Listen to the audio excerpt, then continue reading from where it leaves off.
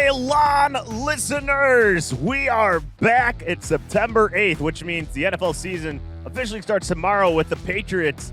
The Patriots? Jesus. They've won too many Super Bowls. They're on top. But Tom Brady is playing in the game, though. Buccaneers hosting the Cowboys. That's Thursday Night Football. And then September 12th, right around the corner. Oh, boy. But we'll be getting into all these games. But before we do, let's get around to the Pylon crew. I'm Big Z representing the Detroit Lions. Then we got Remy representing the Vikings. Skull to the bull, purple rain and control. It's our season, baby. Go Vikes. Kinger representing the Packers. Gentlemen, as always, great to be back. The quest for another division title and a Super Bowl begins Sunday. And then last but not least, we got Barney representing the Bears. Big Z, I'm just happy you're in midseason form right now. Bear down. Let's go. Oh, yeah, baby. The optimism is flowing in all four quadrants right now here in the NFC North. We're all pumped. I can barely get the words out right now to express my excitement. But what we're going to be doing, and we're going to be doing this every week, is previewing the week of the season. So we'll be talking about each of our teams and the upcoming games. And then at the end, give our ever-famous best bets. So that'll come at the end of the episode. But first, we're going to go around the horn and talk about each of these games. And first up is the Detroit Lions hosting the San Francisco 49ers. My Detroit Lions, 7.5-point underdogs. 44.5 is the over-under. Money line's plus 280 as well, gentlemen. So the Detroit Lions, oh boy, they have quite a challenge ahead of them in this game. 49ers coming back with a pretty loaded offensive line. Alex Mack, Trent Williams. So that'll be quite a test for this Lions defensive line. It's been revamped. They acquired a big contract extension, or not extension, a free agent contract, but he's coming back. Jamie Collins hasn't played yet this offseason. I'll be really interested to see what he does there. But then we got two rookie defensive tackles, Aleem McNeil, Levi Winzurike. How are these guys going to perform against the Kyle Shanahan offense and a pretty good offensive line? Then you got Mike McGlinchey over there on the right side. This is going to be really fascinating. First and foremost, the Lions in this game need to stop the run. They have not been able to stop the run under the last 3 years, basically under Patricia. And the run game in this also concerns me, especially Mostert coming back healthy. I'll be fascinated to see what they do here. Do you guys have any faith in my Lions defense in this game before I continue talking? I'd say you got to get. I'm going to give them a little bit of credit just because we're going to see what kind of the quarterback play looks like for San Francisco, right? I mean, we'll see if they're able to stop the run. That's going to be the most critical thing for that Lions D, is to be able to shut that down. We all know Kyle Shanahan's offense really revolves around that and establishing the run early downs. The Lions don't have the playmakers that you'd probably like to see on that side of the ball right now, like we've discussed. But I'm not going to say they're going to completely roll over, because I still think the 49ers are very susceptible to being shaky on the offensive side. And in the first quarter of the year, Kyle Shanahan is known to put up lower offensive numbers, at least under his tutelage. So I would note that as well. At least if the Lions are going to face him, maybe they're facing him at the right time, even if they are a little maybe undermanned, at least in the public eye. I'm really excited, Kinger, for Derek Barnes in this game. I think we're going to see a lot of him. That zone blocking scheme that the 49ers run, I think is going to really benefit the type of style that Derek Barnes plays, which is like an instinctive run after the ball, more so than maybe like taking a guy straight up on a block, I formation type stuff, because he doesn't quite have the strength yet. Maybe he will in a year or two when he's built his NFL body out a little more, but those instincts where he can run down the play for the backside, I'm really excited to see. I think he's going to have at least 6 tackles in this game. So look out for Derek Barnes in this game.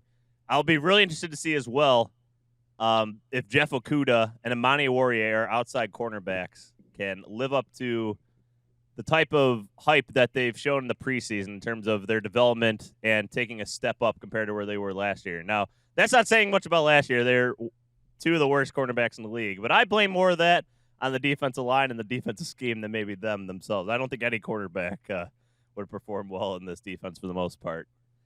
Now flipping this to the offensive side, and this is a brand spanking new offense. Obviously, Matt Stafford's gone. He's going to go play your Bears, Barney. We'll talk about that later. But Jared Goff, Tyrell Williams, Penei Sewell going against Bosa and D Ford and this defensive line, that's just going to be fascinating to me. The Lions arguably have a top 10 offensive line, maybe top 5 if everything pans out correctly. And this will be a really great early test to see if any of that is true against what a lot of people think is a really stout defensive line from San Francisco. It'll be interesting to see if Nick Bosa is healthy or how he responds to his injury from last year. It was really early last year, so he's had a lot of time to recover. But DeAndre Swift looks like he'll be healthy for this game. How many carries he gets? I'm going to say 10 to 12. I think they're going to ease him into it a little bit. Jamal Williams, I'm excited to see in this offense, Kinger. We haven't really seen him too much in the preseason, but at the very least, his personality's been fun to have in the offseason. I hope that translates to some on-field success. I mean, what are you guys looking for out of my Detroit Lions here? Maybe just sprinkle one out there for me, because there's a lot of new stuff here. I can keep going for a while. Yeah, Remy, go ahead. I'm looking for hope. I'm looking for I literally I'm full of hope, baby. I don't think this is a game you win, but I think this is a game of possible moral victories. The Lions lead the league in moral victories since in the Super Bowl era. Just want to note that.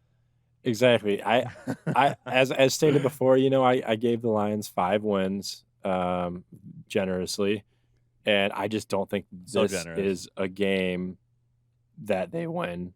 I think San Francisco's defensive line, I mean, until proven, didn't Sewell kind of have an off game in the preseason? Yeah, he had an up and down preseason for sure. Up and down. And it's proven that Bosa, can pick anyone off, run it to the house. I mean, you name all these guys on offense, and you're forgetting the most important guy, and that's my boy, George Kittle. Shout out, George, if you ever listen to this. With a healthy Kittle and Brandon Ayuk, and whether it's Lance or they just went with Garoppolo. Yeah, Garoppolo's the QB1 for this game. It's going to be a tough, and I don't envy you starting off with San Francisco, maybe having them later in the stretch, like Minnesota, November 24th. That'll be great when hopefully some players are banged up and not as gelled. But wow, Remy's wishing for some injuries on the podcast. No, that's a tough one. I don't want to be that guy. A little banged up could just be a little beat down, bruised up. Nothing too major. I don't think the Lions have the firepower offensively to get this one going against that Niners defense. You might not have the firepower, but they have the fire, the will to win, Remy. That's why I'm going 24-17 Lions win in this game. I think they're going to put up a hell of a performance, especially at home for the first time with fans in a long time. I think this crowd's going to be hella Is Ford Field going to be rocking? It's definitely going to be. I wish I could be there. But Barney, we haven't heard from you yet, so maybe point out one really quick thing and then your prediction. Yeah, I think, I think Shanahan's one of the best offensive minds. I think the Lions defense is still trying to tackle guys from last year. To me, this is going to be a one-sided victory, kind of like an old man going into the safari and shooting down a lion. Shanahan's going to go back to San Francisco after this game, and it's going to be a blowout. And I love you, but it's a long season. I'm going to say 33-13. Ah, Jesus. All right. I don't like that. Come on now. Come on. Where's the love? Where's the respect? There's no love. No respect down there. Jesus. All right, Kinger. Already mentioned kind of what my thoughts were, just high level. I do think the Niners offense is susceptible here. We'll see if Detroit's defense, if some of those young guys are going to make improvements. I'm also excited to see Derek Barnes play. I think he is going to be a solid asset to the defense, being a Purdue guy. I'm excited about that. No confidence in the Lions and the offensive side of the ball. I think the Niners do have strong players on defense that's really going to make it difficult. I don't see it. I mean, I guess I don't know if you guys are going to consider this a blowout or not. I don't think the Niners just absolutely roll on offense, but I'm going to go 27-14 San Francisco. All right. And I'm gonna mirror Kinger off that. I actually had a similar prediction, but it's a little more lopsided. I'm gonna go 28-10 San Francisco. Man, you guys do. So you're taking the Niners as one of the Lions' 5 wins this year, huh? This is. I said 7 wins. Oh, I said 7 and 10. That was my prediction. Was it 7-10? Okay. Yeah, it was. To be fair, every week I predict the Lions to win pretty much. I can't help myself. So I know I gave a 7-10 prediction, but I want that prediction to be way off. In the podcast, they're going to be 17-0. Yes. Maybe. But Remy, one really quick question. Are you going to have this game on your second TV just because you got Hawkinson and Kittle going at it on both sides? Oh, both for Iowa sure. boys? Yeah, no, this is a game that I will be watching. Both. It's tight end U. It's tight end U. This should be National Tight End Day, but it's tight end U over there here at Iowa and at Ford Field apparently. Yep. So let's move on now to Minnesota. Remy, how are you feeling about this game? Let me find it. I lost it for a second. Vikings 3-point favorites on the road in Cincinnati. Joe Burrow's back. Over under 47. So what are you feeling? I first looked at this game and I said this is a complete trap game. Minnesota could drop this and I would not be surprised.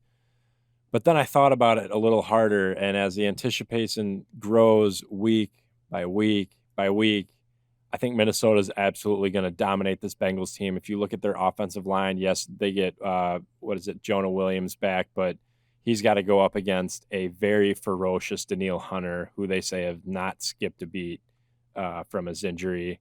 Our D-line is completely loaded and does not stand a chance against that offensive line. And I hate to say it, but Burrow is going to be in for a rude awakening. I am kind of, skeptical about their wide receivers versus our corners. A guy I hyped up a lot, Cam Dantzler, is now 5th behind Harrison Hand on the cornerback depth chart. He fell. He had a rocky preseason, but you're going to see a lot of Patrick Peterson and Brashad Breeland and Mackenzie Alexander. So their wide receivers are going to be tough to cover, but on the other side of the ball, I think Kirk, and we'll get to this later when best bets, but Kirk is going to have a monster day. Dalvin's going to have a monster day, and I think our offense is just going to explode. Is Danielle Hunter playing? Yeah. He is going to play? Yeah. I saw, Zimmer said he was, day by day. That's see how he's feeling. That's Anthony Barr. Anthony Barr. Sorry. Yep, so Anthony Barr will probably be a game-time decision, frustrating, but we have guys like Troy Dye and Chaz Surratt, rookies who can suit up, help fill in that rush spot in, while Eric Kendricks is healthy, and I'm pumped. I'm so pumped on this game. Yeah, for sure. And I think you got to like the opportunity that you have with the offensive line of the Bengals, right, Remy? With your defensive line, this historic defense you're going to have this year. Exactly, the historic defense that we have this year. I would, though, I can't go out any further without, Vikings fans. We got our O-line. Speaking of O-line, we just big news out of Minnesota is that we re-signed Brian O'Neill to a 5-year, $92.5 million contract. We got he's the second highest paid right tackle in all of football, and he has allowed only 5 sacks across 1,702 pass attempts, I should say. It's great. You look at him, he says he's really riled up to dig with the boys. I don't know what that means, but I do love it. But 2 years ago, I went to a bar his after quote. He said he's digging with the boys. I'm ready to dig things up. I'll have to go look at it again. Back in 2019, when they beat the Falcons, I walked into a bar and saw him passed out on the bar after the win. So, Brian, buddy, hopefully you can go pass out at a bar in Cincinnati. Just don't miss the plane. But, I'm loving the Vikes' chances. Thought this could be a trap game, but I'm loving the Vikes' chances. And I say we put up a 30 spot on them. I'm going to go 31-10. Minnesota, obviously. Oh, wow. Big, you're thinking big victory in this one, huh? Let's go to Barney. I don't think he's too far off. I like the Vikings a lot in this game. I look for Dalvin Cook in the beginning of the season. He's not going to be banged up at all. He's probably going to get after it. Justin Jefferson seems, getting healthier and healthier each week. So, I like I like them to win. I like them to win comfortable. I'd like to say 27-17. Okay.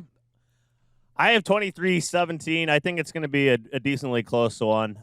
I'm just not Vikings. I think Vikings win. I do think it'll be interesting though to see how Joe Burrow can attack the secondary of the Vikings, especially on the outside. But I don't think he'll have all the time in the world to attack those weaknesses in this game, just because their offensive line is not very good. I don't know much about. I can't speak enough about the Bengals defense, honestly, to give a quite informed opinion on that. So I think it's mediocre to below mediocre. Jesse Bates is like the only name, I'm pretty sure.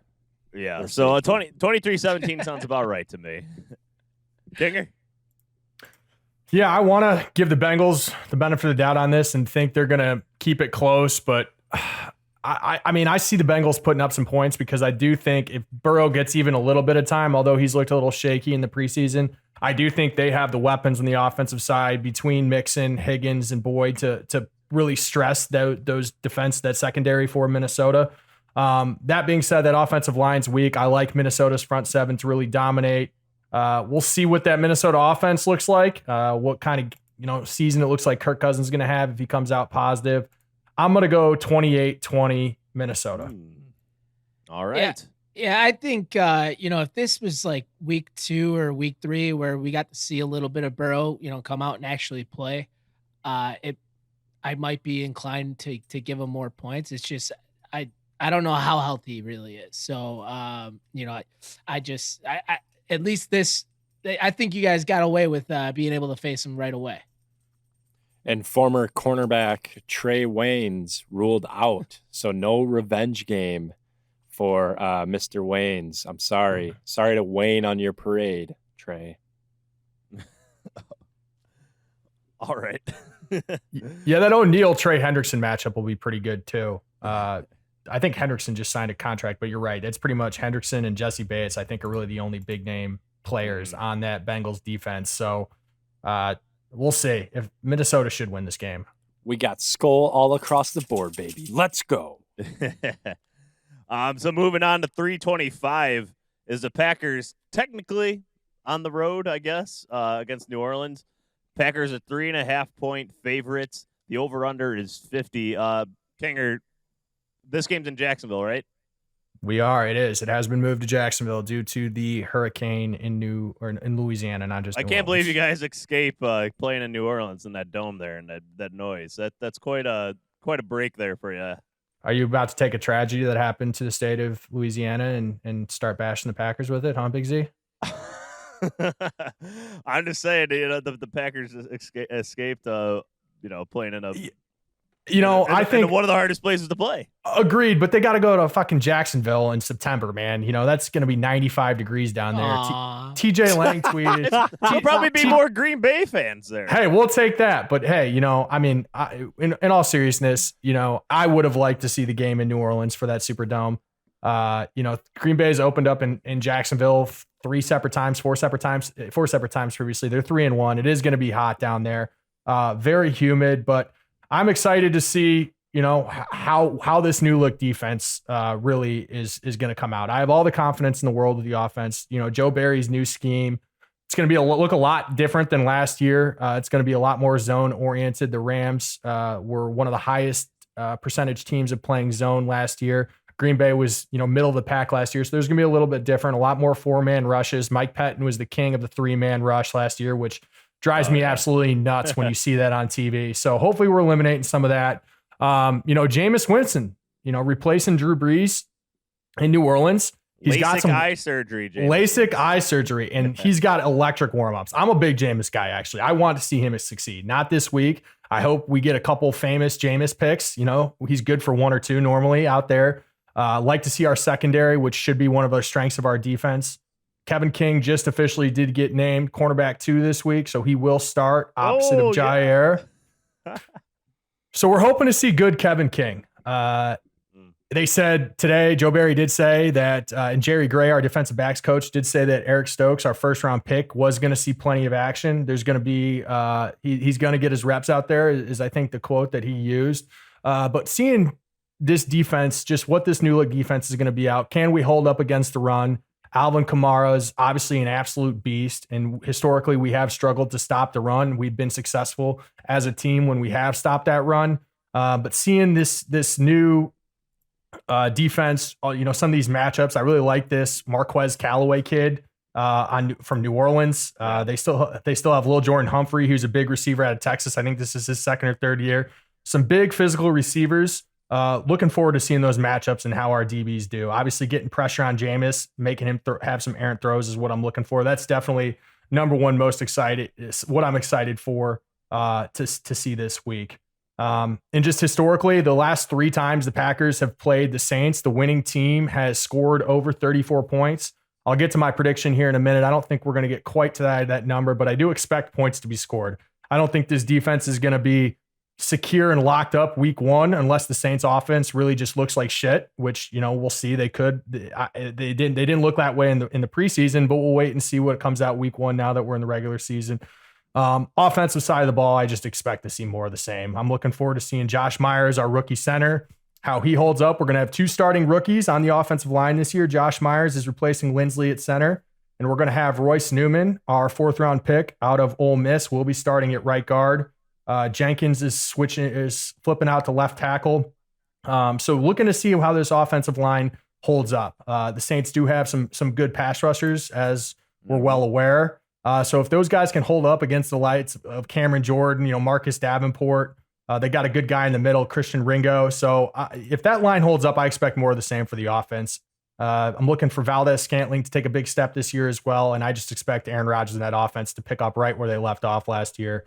And continue to be, top 3 offense in this league efficiency wise. I'm looking forward to Lattimore against Adams too in this game. I think that's a fun matchup as well. Absolutely. Devontae has 6 catches or more in at least 12 straight games, and he scored touchdowns in 11 of 12. So looking to see him continue that success. I want a full healthy year of Devontae. He missed a couple games last year, but that's going to be a ton of fun because, he is one of the better corners in the league versus who I think is the best receiver in the league. Yeah, for sure. So what do you got as a prediction, Kinger? Like I said, I think we're going to see some points. Packers 3.5 points favorites. I don't think we're going to get quite to that 34 number that has been the winner the last 3 times they've played. But I still think Green Bay is going to score some points. I have 30-24 Green Bay week 1. A lot of points. Remy, are you going to pick the Packers to win? I know you got a lot of love. No, and my 2 rules on this podcast is never bet on the Packers or never root for the Packers and never bet on the Saints or never root for the Saints. And now I got 2 of my most hated teams going up against each other. But I'm obviously going to pick the Saints because the Saints in this game will be more superior, but won't be by much. But it'll just be just enough to where Minnesota fans can brag how we're 1-0 and the Packers are 0-1 for that week. And I'm just going to have to throw it out there. It's going to be 33-28 for the Saints. All right.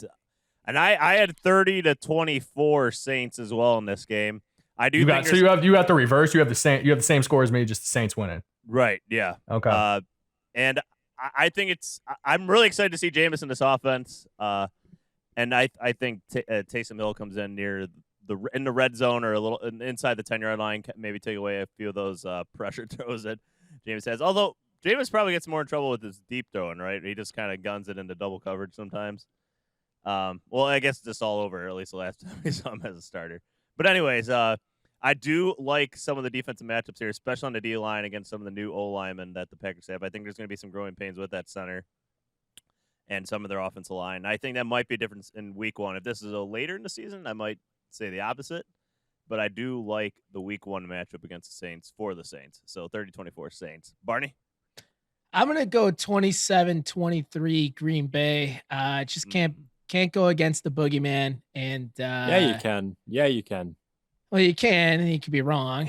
But in my opinion, they're catching every break right now. They're not playing in the Superdome. Like, things are going too well right now for Green Bay for them not to win. And I'll just keep it short and simple. It's going to be a pretty competitive game, but Green Bay is going to squeak it out. Yeah, this will be with their 13th or their 12th man. This will be a really fun game. I'm kind of mad at this game and the Browns Chiefs is going on at the same time because I guess we'll just have the two TVs going and watch them both at the same time because those are two really fun matchups this weekend, top tier.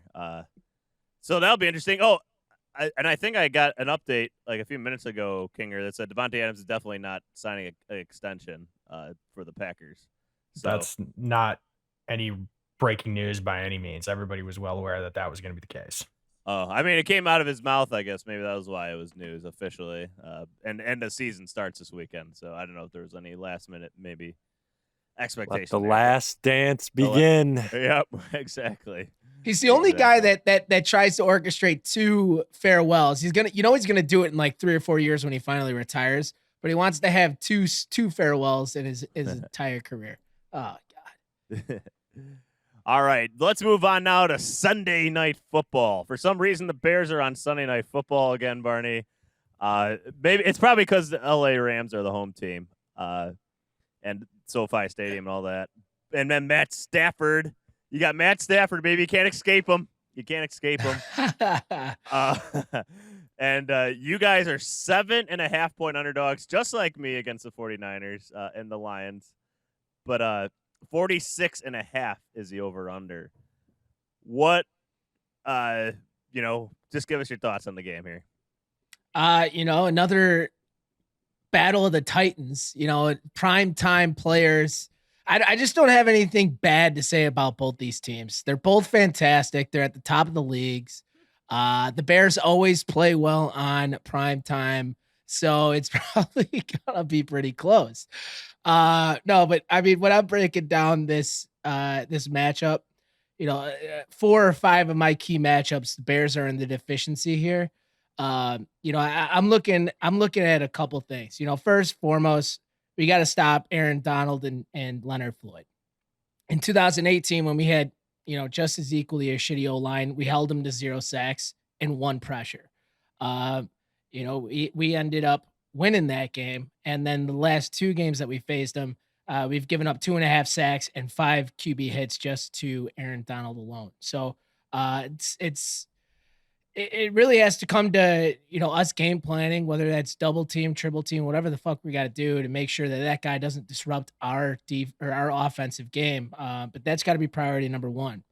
Another matchup I'm watching is Jalen Ramsey versus A-Rob or Mooney. And I'm only sticking Mooney in there because Ramsey chirped Mooney on Instagram like in the summer, and Bears fans have never let him live it down. And Ramsey's one of those guys who's like KD and just like can't not respond to people. So it's been a lot of fun, and he's like calling Mooney a trash ass number 2, like stuff like that. So I don't know. I just think that's kind of a funny storyline to watch. I'm sure he'll be on Allen Robinson for quite a bit of the night, but hopefully that our offense can get off the ball and not have to solely just have the game plan around being able to get number 12 the ball. Another, on the other side, wide receivers and DBs, we got Cooper Kupp and Robert Woods versus our young cornerback secondary. Ryan Pace neglected to, beef up and get some depth there. So right now we're trotting out there 2 second years, guys both drafted in the last draft. Johnson, he's cornerback number 1 for us. He's not going to be traveling from side to side, picking on a guy at all throughout the season. He'll probably just play on his side throughout. But again, Vildor, very unproven. He's only came in for the last 5 or 6 games last year, in Jalen Johnson's absence when he, bummed up his shoulder. But that Sean McVay offense with, Cooper Kupp and Robert Woods, some of the silkiest route runners in the league. It's going to be a tall task for our guys to guard him. But if we want to know if we're, if that's going to be a strong point for us in the secondary, or if that's going to be a position of weakness, we're going to find out. And then 2 last things. Khalil Mack, our front 7, we need to be dominant. I don't think the offensive line for the Rams is what it used to be. I don't think they're as good as years past, but Khalil Mack's got to get out there and he's got to be a force. I still believe he's one of the best in the entire league of overall players. And he's got to get out there. He's not going to be out there, it looks like, with Eddie Goldman. I don't know, something mysterious is going on. Maybe like a little foot injury just came out today, and he hasn't practiced the last 2 days. The Bears kind of keep the hush hush on everything, and it's kind of fucking annoying. But Eddie Goldman is a little banged up. But Akeem Hicks, Bilal Nichols, I think they're more than capable of making sure. Who is it? Darrell Henderson and Sony Michel don't get off to a great running game. I don't think that's the hardest task in the world. Especially with Roquan and our guys. Danny Trevathan's out for the first 6 weeks. So Alec Ogletree, the guy we just signed like 3 weeks ago, is going to be playing in his stead. So it's just a lot of things got to go right for us to come out of LA with a victory here. I already said it. We don't usually play well on prime time, but I see the unders always in play. And right now, what is that at? Like 46.5. 46.5. Those are always scary. The unders with the Bears games are always scary. It's a scary number, but you got to live in the ocean right there, right? And so I'm just gonna say a prediction here, dude. Our offensive line versus their defensive line and an older aging quarterback. I mean, I've seen this story a million fucking times. I don't think it bodes well for us. I think it's competitive. I think it ends with a 27-23 Rams. Close. Yeah, pretty close. So you have the Bears covering. Yeah, I think they cover late score maybe. I don't know. We'll see. Gotcha. Remy, what do you got? I agree with you guys. I think it's going to be a low-scoring game. I'm taking the under in this game, but I just don't see it from the offensive side of the Bears. I think Stafford will go in there, and he's finally found his happy place. He's found his home. He has so many weapons. I'm going 24-10 Rams. All right, Kinger. I'm going to stick with this trend right here. I'll go ahead and just throw out one of my best bets right now. I'm going to take the under in this Bears-Rams game. It seems like we're all in a general consensus of this. I feel like for the most part, the last couple times the Rams have played the Bears, it's just been a brutally ugly game. I like a lot of Barney's points about the matchups on both sides of the ball. The front seven, hopefully on both sides, will do their best to really control that line of scrimmage and negate that offensive line as much as possible. I don't see it getting to as many points as you guys do. I think it's going to be a very ugly football game. I'm going to go 21-13 Rams. Oh, I gotcha.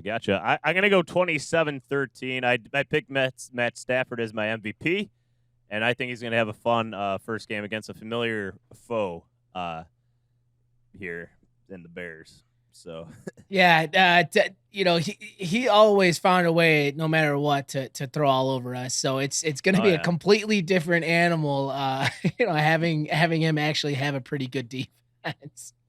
Absolutely, it'll be really fascinating. It'll be weird to see him in a not a Lions uniform, the Honolulu blue.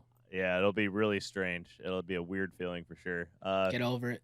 I mean, Kinger, how'd you feel when Brett Favre put on like a Vikings uniform? Was that weird to you? Yeah, it was weird because that was my favorite player in the world growing up. Yeah. And then to see him, I mean, it didn't sting as much when he goes to the Jets. It sucked. I mean, I remember being during that whole transition period with Rodgers coming on, you kind of felt when I was so young, I was a little bit more upset because Favre was my guy, and it was like he goes to the Jets, that fine, but then when he came to Minnesota, it was completely different, and it didn't have quite those same feelings towards him.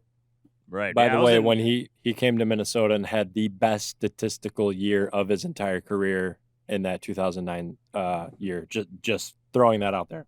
Best statistical ever. Okay. Where's that ring, Remy? New Orleans, Bounty Gate. Run it back.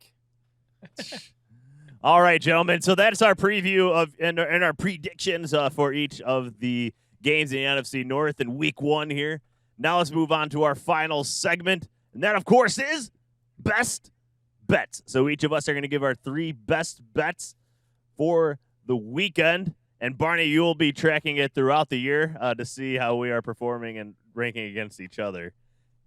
We'll have to come up with something for the winner and then the bottom, the loser. We don't have anything yet. Let's make an announcement next week on the podcast. We'll have something official for that, right? We can do that as our homework on the side here to figure something out. Right. Or if anybody listening to this wants to put on social media as well their ideas, please share that as well. So best bets, our 3 best bets for the upcoming weekend. Let's start. Who wants to start this off? Kinger, let's go. You seem ready to go. You seem confident. I already threw one out there, so I'll just throw out my other 2, right? First game I'm on that under 46.5 in that Bears Rams game. I'm going to take another an under. We're going to go week 1 unders here. I got a regular game in a minute, but I'm going to take the under in that Falcons-Eagles game. I think the Eagles are really going to have a question mark on the offensive side of the ball. It's at 48.5 right now. Falcons have some playmakers, but again, they're so hit or miss. I see that being a really ugly game week 1 with not a lot of scoring, some turnovers, I think, on both sides. So I'm going to take the under in that game as well. And then for the final bet, I'm on a team that I like the Titans -3. Barney's talked about them, I think, previously, that he said that this was a team that he was really excited about this year. They're laying 3 points. I like them to beat the Cardinals at home. The Cardinals are not really a team that I believe in, although they have the weapons. I just don't think Cliff Kingsbury can get it done. So I'm going to take Tennessee -3 at home. That's my week 1 bets. All right, there it is, Kinger. Kinger, I think you came in last year. So you got some making up to do this year. I don't know what you're talking about, but you guys might. You guys tracked all that, right? Yeah. Oh yeah. So I'll go now. So my 3 best bets. I will be taking the Falcons game, but not the over under. I'm going to take the Falcons. I don't like this Eagles team. I really like Arthur Smith, and I think the Falcons have enough pieces on offense to get the job done here and win that game by a touchdown. I know the Falcons have a weak defense, but I don't see a lot happening for this Eagles offense, to be quite honest with you. So I like the Falcons -3. Then I went back and forth on this one, but the second one I really like is the under in the Browns Chiefs. I'm taking that at 54.5. I think that's just too high for a week 1 game, and especially with the Browns and their run game tend to slow down the clock. And I think the Browns defense is revamped enough to slow down the Chiefs offense where that number is not going to quite hit at 54.5. And then my last one for the week 1 of the NFL season, it's going to be the Washington football team -1 at home. It's pretty much a pick 'em. They're 1-point favorites, and I really like the makeup of that team, and especially being the home team with the Chargers traveling west to East Coast. I like that. So those are my 3 best bets for the weekend. Barney, let's go to you. All right. So, the first game I absolutely love, San Fran -7.5 at Detroit. I think the game will be over after the 3rd snap of the game. Let's see. So wrong. The Seattle Seahawks, another team I like this year. They seem to just be always consistent, winning the NFC West. You love taking the Seahawks. I do. I love Russell Wilson. I think he's a gamer. He's laying 2.5 versus a very good run stopping defense with Indianapolis, but I don't know. I like Russell Wilson to walk out week 1 with a W, especially when wins will be at a premium for that division, because that's just going to be a bare knuckle fight. And then the last game, I'm also on Philly, Atlanta. However, Kinger, I'm on the over here. And the reason why I'm on the over here is because I think both Philly and Atlanta probably have the worst secondaries and, just defenses in total. There's definitely a lot of question marks. I'm not a big believer in Jalen Hurts. But who knows? Maybe Devontae Smith can ignite that little flame that they had for a couple of years at Bama. But I know for certain that Matty Ice is going to get a couple touchdowns here. And I think if Atlanta goes out to a lead, man, that that Atlanta defense that gave up all those second half comebacks, I don't know if it's shitty enough to where Jalen Hurts will win the game, but I think some garbage time points will push it over. So I like Philly, Atlanta over 48. All right, there's Barney's best bets for the weekend. And then last but not least, so we got Remy. Yeah, so earlier when I said that the Lions stood no chance, I still remained by that statement. And I also do have the San Francisco -7.5. Come on, Remy, you're the one guy you sometimes in my Not corner, this week. Not this week. Not this. We're talking about Javid best bets, right? That's right. Talking about the money. My second one though, Buffalo and Pittsburgh. I like Pittsburgh to cover. I like their plus 6.5. Right? Yeah, I like their plus 6.5. I was, before contemplating on this podcast, picking them straight up to win, but I think they cover. Last but not least, we got Minnesota easily covering with ease. And I'm also going to throw in a nice little friendly player prop there. Whatever, I can't find it right now, but I know for a fact Kirk Cousins over in touchdowns, Dalvin Cook over in touchdowns, over in rushing. Book all the over club. Let's fucking go. This Minnesota offense is going to explode. Well, you had them at 31-10, right? Winning? Yeah. So. Yep. Give me 2 touchdowns from Dalvin and 2 from Kirk, and whatever happens. Oh, boy. So there's our best bets for the weekend. When we were talking about the Rams-Bears, I forgot to include our producer, Kid J, here. He is a Rams fan. So, Kid J, before we wrap up the podcast, your thoughts on that game as well and your prediction. I think the Rams, I think they're going to come out. I think Sean McVay and Matt Stafford are so excited to unleash this offense, and they've been planning in practice for since February pretty much. They've been talking about Cancun. This. Yeah, since Cancun, and I think they're going to go crazy, and I think they're going to try to throw a bunch of downfield passes, and I think they're going to try to explode and get the Rams stadium fired up. And I think that the Bears offense is really going to struggle. The pass rush, the Rams is going to be a little bit too much because Andy Dalton can't really escape the pocket very well. And I think Aaron Donald and Leonard Floyd are going to collapse that pocket pretty well and put the Bears in pretty unfavorable third and long situations. And I think the Rams are going to win 27-10. Yeah, that'd be reminiscent of what happened last year, pretty much. Especially Aaron Donald up the middle, Barney. It's still nightmares, I think, for the Bears in that game. And it's hard to argue if they made any improvements to stop it this year. I won't stop them. I mean, we kind of neglected that position, and we had a few offseason injuries. So I think it was a fair assessment. All right, gentlemen. So our week 1 preview and our best bets are in the can. And now it's just time to sit back and relax and watch some football on Sunday. I know we're all pumped and ready to go for that, baby. Football will be back, and then we are in mid-season form starting next week. So we'll have podcasts reacting to everything in week 1, and then we will later in the week going forward have an episode like this where we're previewing the week and giving our best bets. So look out for that. Thank you, everybody, for listening. Instagram at The Pylon, Twitter at The Pylon Pod. Please follow us on our social media accounts there, and be aware of everything we post and comment, especially about what we can do for the winner and the loser of best bets.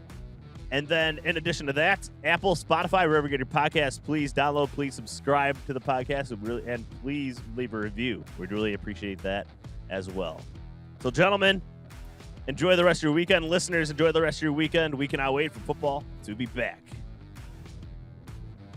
Bear down.